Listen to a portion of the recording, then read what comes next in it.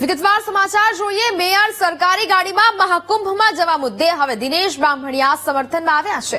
Mayor Nayanaben Patidar દીકરી હોવાથી તેમને નિશાન બનાવાયા તેવું દિનેશ બામણિયાનું કહેવું છે।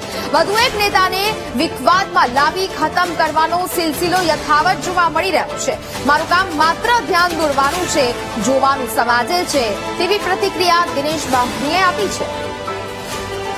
તો જે પ્રકારે હાલ તો આ સમગ્ર મામલો સામે આવ્યો હતો કે જ્યાં મેયર સરકારી ગાડી લઈને મહાકુંભમાં પહોંચ્યા હતા અને તેનો જ એક ફોટો અને વિડીયો છે તે સોશિયલ મીડિયા પર વાયરલ થયા હતા અને જેને લઈને કોંગ્રેસે અનેક સવાલો પણ ઉઠાવ્યા હતા।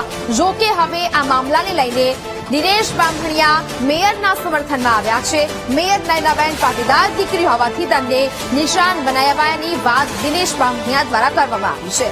વધુ એક નેતાને વિવાદમાં લાવી ખતમ કરવાનો સિલસિલો યથાવત જોવામાં આવી રહ્યો હોવાનું તેમનું નિવેદન છે। તો પાટીદાર અગ્રણી દિનેશ બામણી આપણી સાથે લાઈવ જોડાયા છે। દિનેશભાઈ, આ સમગ્ર મામલો જે સામે આવ્યો, મેયર સરકારી ગાડી લઈને મહાકુંભમાં જવા માટે રવાના થયા, કોંગ્રેસ દ્વારા આક્ષેપો કરવામાં આવ્યા, પરંતુ સવાલ અહીંયા થાય છે કે આપને કેમ એવું લાગે છે કે મેયર નયનાબેન પાટીદાર દીકરી હોવાથી તેમને નિશાન બનાવાયા?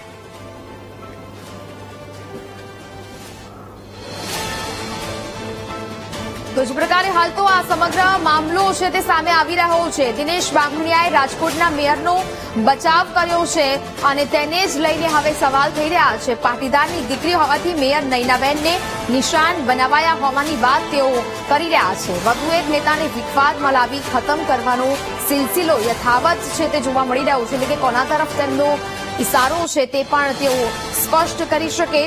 સરકારી ગાડીમાં મહાકુંભમાં જવા બાબતે આ સમગ્ર મામલો છે તે સામે આવ્યો હતો અને તેને જ લઈને વિવાદ છે તે સર્જાયો હતો અને ત્યારબાદ કોંગ્રેસે પણ આક્ષેપ છે તે કર્યા હતા કે સરકારી ગાડી લઈને મહાકુંભમાં જવું કેટલું યોગ્ય છે, જેને લઈને પણ સવાલો છે તે કરવામાં આવ્યા અને હવે પાટીદાર અગ્રણી દિનેશ બામણિયા મેયરના સમર્થનમાં આવ્યા છે। મેયર નયનાબેન પાટીદાર દીકરી હોવાથી તેમને નિશાન બનાવાયા હોવાની વાત દિનેશ બામણિયા દ્વારા કરવામાં આવી। વધુ એક નેતાને વિવાદમાં લાવી ખતમ કરવાનો સિલસિલો યથાવત જોવામાં આવી રહ્યો છે તેવું તેમનું માનવું છે। મારું કામ માત્ર ધ્યાન દોરવાનું છે અને જોવાનું સમાજે છે, આ પ્રકારની વાત તેઓ દ્વારા કરવામાં આવી છે। જો કે આને લઈને હવે કેટલાક સવાલો પણ ઉદ્ભવી રહ્યા છે। જે તે વખતે મહાકુંભમાં મેયર નયનાબેન છે તેઓ ગાડી લઈને સરકારી ગાડી લઈને મહાકુંભમાં પહોંચ્યા હતા અને તેનો જ એક ફોટો અને વિડીયો વાયરલ થતા મામલો ગરમાયો હતો।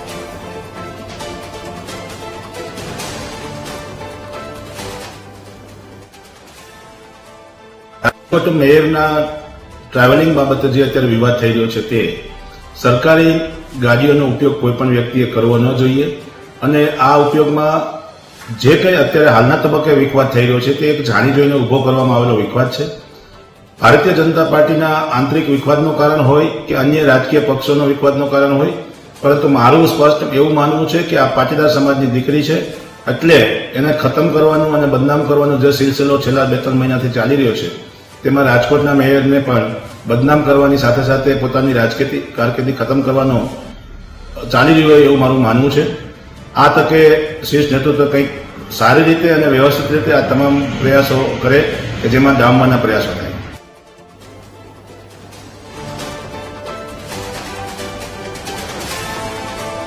તો પાટીદાર અગ્રણી દિનેશ બામણી આપણી સાથે જોડાયા છે। દિનેશભાઈ, વીટીવી ન્યૂઝમાં આપનું સ્વાગત છે। સવાલ એટલે મારો માત્ર એક જ છે કે મેયર સરકારી ગાડીમાં મહાકુંભ જવા મુદ્દે જે વિવાદો સર્જાયા, કોંગ્રેસ દ્વારા પણ આક્ષેપો કરવામાં આવ્યા, આપને કેમ એવું લાગી રહ્યું છે કે પાટીદાર દીકરી હોવાથી તેમને નિશાન બનાવવામાં આવી રહ્યા છે? ગઈકાલે મેયરનું નિવેદન આવ્યું હતું કે મેં દંડની જોગવાઈ ભરી દીધી છે અને દંડ મુજબ 37,480 રૂપિયા મેં ચૂકવી આપ્યા છે। કોઈ પણ સરકારી વાહનનો દુરુપયોગ ન થવો જોઈએ અને થતો હોય તો એ તમામ પદાધિકારીઓ કે સરકારી અધિકારીઓને રોકવા જોઈએ। આપણે બધા જાણીએ છીએ કે લગ્ન પ્રસંગોમાં સહિતમાં સરકારી વાહનનો ઉપયોગ થાય છે, પરંતુ જે ગઈકાલે મેયરશ્રીએ વિવાદના કારણ પણ પોતે પાર્ટીના અંદરોઅંદરના વિવાદ હોવાનું ખુદ મેયરશ્રીએ સ્વીકાર્યું હતું અને જાહેરમાં એણે કીધું હતું કે મને પાર્ટીનો આંતરિક વિવાદ હેરાન કરી રહ્યો છે।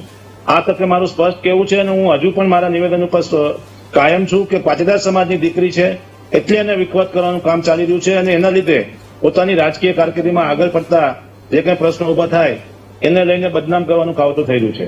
મેં અઠવાડિયા પહેલા કીધું હતું કે પાટીદાર સમાજના અલગ અલગ વિસ્તારના રાજકીય યુવાનોની વચ્ચે અત્યારે વિવાદ ચાલી રહ્યો છે, તો એને ડામવાના પ્રયાસો થાય, એનો એ સિલસિલો અત્યારે યથાવત રહ્યો ને એ સિલસિલામાં આજે નયનાબેનનું નામ એડ થયું. ઓકે, પરંતુ દિનેશભાઈ, સવાલ અહીંયા એ છે કે નયનાબેનની જયારે પ્રતિક્રિયા સામે આવી તેમને એવું કહ્યું કે સમાજને કારણે એવું કંઈ હોતું નથી, સમાજને કારણે એવું થઈ શકતું નથી, પરંતુ દરેક સમાજ એક હોવાની પણ તેઓએ વાત કરી, એટલે માત્ર ને માત્ર પાટીદાર હોવાને કારણે તેમને નિશાન બનાવવામાં આવી રહ્યા હોય તેવી તેમને આ વાત છે તે નકારી હતી. નયનાબેન એક મેયર છે, એક મેયર પદની ગરિમા હોય છે, એમાં સામાજિક વાત ન થઈ શકે. મેં મારો મત રજૂ કર્યો છે, મેં મારા મત મુજબ અને મારી જાણકારી મુજબ મેં આ વાતનું નિવેદન કર્યું છે, અને હું આજે પણ એ વાતમાં કાયમ છું કે પાટીદાર સમાજની દીકરી હોવાના નાતે જ એને હેરાન કરવામાં આવી રહ્યા છે. કારણ કે જે સરકારી વાહનનો દુરુપયોગ ન થવો જોઈએ એની જોગવાઈ જે હતી, એને દંડ કરવાની જે જોગવાઈ હતી એ મુજબ 37,480 રૂપિયા બેન દ્વારા ભરપાઈ કરવામાં આવ્યા, અને મેયરશ્રીને એક પત્રિકા દ્વારા પણ નોટિસ આપીને પણ આ પૈસા ભરવાનું કહેવામાં આવ્યું. તો એ બાબત પૂરી થયા પછી પણ શું કામ વિવાદ ચાલી રહ્યો છે? એટલે ખાસ અને ગઈકાલે મેયર દ્વારા જ કહેવામાં આવ્યું હતું કે મને ભારતીય જનતા પાર્ટીના આંતરિક વિવાદમાં બદનામ કરવાનો પ્રયાસ થઈ રહ્યો છે. ઓકે દિનેશભાઈ, એટલે સવાલ તો એ થયો કે દંડ ભરવાની વાત ત્યારે આવી જ્યારે તેઓએ પોતાના કામકાજમાં સરકારી ગાડીનો ઉપયોગ કર્યો. નો ડાઉટ કે તેમને આ વિવાદ સર્જાયો, તેના પછી તેમને નોટિસ પાઠવવામાં આવી, ત્યારબાદ તેઓએ દંડ ભરી દીધો છે અને કાર્યવાહી પૂર્ણ થઈ ગઈ છે. પરંતુ સવાલ એ છે, નયનાબેન હોય, મેયર હોય કે પછી કોઈ પણ અધિકારી હોય, પોતાના અંગત કામ માટે આવી સરકારી ગાડીનો ઉપયોગ ન કરી શકે, તે તો આપણે તમામ લોકો માનીએ છીએ. હું બેન એ વાતનું હું ફરીથી કહું છું કે મેં પહેલા કીધું છે કે હું એ વાતનું સમર્થન કરતો જ નથી કે નયનાબેન સરકારી ગાડીનો ઉપયોગ કરે. નયનાબેનને કોઈ પણ અધિકારી કે પદાધિકારી પોતાના અંગત કારણોમાં આ સરકારી વાહનનો ઉપયોગ ના કરે, પરંતુ જ્યારે આવી બનાવો બનતા હોય છે ત્યારે એની દંડની જોગવાઈ મુજબ દંડ ભરાઈ જાય છે. બેનને ચપકો આપવાનું કે નોટિસ આપવાની કાર્યવાહી પણ થઈ છે, છતાં પણ રાજકીય રીતે બદનામ કરવાનું જે કાવતરું ચાલી રહ્યું છે, અને ખુદ બેન નયનાબેને ગઈકાલે પોતાની દુઃખ વ્યક્ત કર્યું હતું કે મને આંતરિક વિખવાદ ટીઆરપી કાંડ વખતથી હેરાન કરી રહ્યો છે, એટલે મેં મારી વાત રજૂ કરી છે. ઓકે દિનેશભાઈ, તો દરેક વખતે સમાજ લઈને રાજકારણ થતું હોય છે તેવું ઘણી વખત આવા નિવેદનો સામે આવી ચૂક્યા છે. ઘણી વખત પાટીદાર અગ્રણીઓને પણ અમે સાંભળી ચૂક્યા હોઈએ છીએ. આ વિખવાદનું કારણ આખરે શા કારણે આટલું વધી રહ્યું છે? આપને પણ લાગી રહ્યું છે કે પાટીદાર દીકરીઓ હોવાને કારણે તેમને હેરાન કરવામાં આવી રહ્યા છે. આપે એ પણ કહ્યું કે વધુ એક નેતાને વિખવાદમાં લાવી તેમનું કારકિર્દી ખતમ કરવાની વાત અહીંયા થઈ રહી છે. મેં આપને કીધું કે છેલ્લા 3-4 મહિનાથી ભારતીય જનતા પાર્ટીની અંદર રહેલા ભારતીય જનતા પાર્ટીના સક્ષમ નેતાઓ જે સામાજિક લેવલે પ્રતિનિધિત્વ કરી રહ્યા છે એ તમામની વચ્ચે એકબીજા પાર્ટીના લોકો વિખવાદ કરી રહ્યા છે, ચાહે પટેલ હોય ચાહે નોન પટેલ હોય. પરંતુ પાટીદાર સમાજના યુવાનોને, પાટીદાર સમાજના આગેવાનોને જે ખતમ કરવાનું અત્યારે ચાલી રહ્યું છે એમાં એક આ સિલસિલામાં નામ ઉમેરાયું છે, એવું મેં આજે કીધું છે. અને હું આજે પણ આ બાબતમાં કાયમ છું કે મારું નિવેદન છે એ બરાબર જ છે અને મારા નિવેદન ઉપર સમાજ ધ્યાન જાય.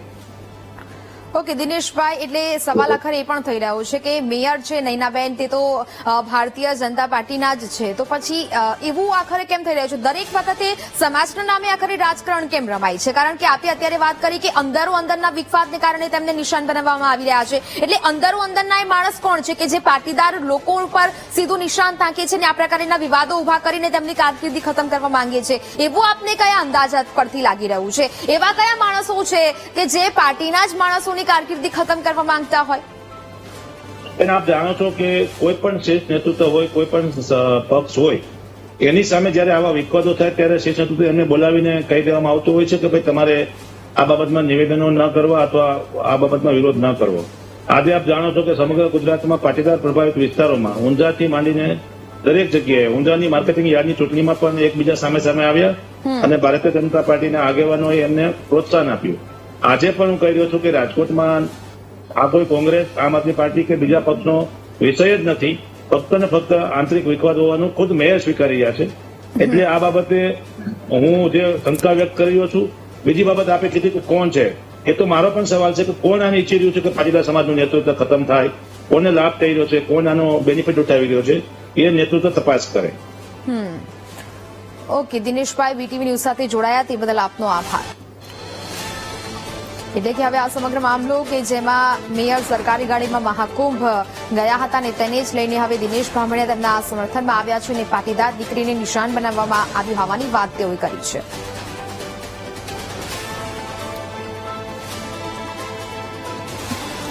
તો આ મુદ્દે હવે મેયર નયનાબેને શું પ્રતિક્રિયા આપી, આવો સાંભળીએ.